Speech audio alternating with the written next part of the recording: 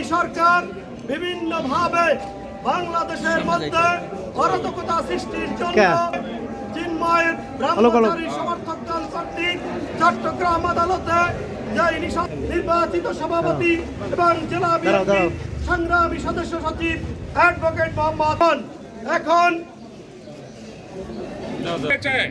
আজকের ঝালকাঠি জেলা আইনজীবী এই সমাবেশ থেকে আমরা এই হত্যাকাণ্ডের তীব্র নিন্দা জ্ঞাপন বাংলাদেশের এই শান্ত পরিবেশকে অশান্ত করার জন্য নিজেদের থেকে পায়ে পাড়া দিয়ে একটি শান্ত পরিবেশকে অস্থিতিশীল করার ইতিমধ্যে তাকে নিষিদ্ধ করা হয়েছে 18 বছরের কম বয়সী লোক যাতে করে তার আজকের যে সংগঠন ইসলামের দোহাই দিয়ে সারা বাংলাদেশে কিছু উচ্ছৃঙ্খল যে উগ্রবাদী হিন্দু সংগঠন থেকে নিষিদ্ধ করা হয়েছিল।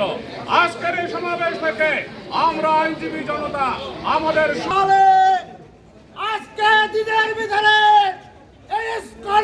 বাংলাদেশ ছাড়া করতে পারতাম। নৃশংসভাবে হত্যা করা হয়েছে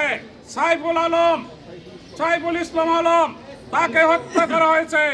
এই হত্যাকাণ্ডের সাথে যারা জড়িত খুব দ্রুত সময়ের মধ্যে তাদেরকে গ্রেফতার করে আইনের আওতায় নিয়ে আসার জন্য আজকের আইনজীবী সমাবেশ থেকে আমরা জোর দাবি জানাচ্ছি। সংযোগ করা হবে আমরা যারা বাংলাদেশের শান্তিকামী জনতা, আমরা যারা বাংলাদেশের জাতীয়তাবাদী এবং ইসলামী মূল্য দিল্লি না ঢাকা বাংলাদেশে হবে না। আমার ভাই মূল্য কেন ঢাকা দলালেরা হুঁশিয়ার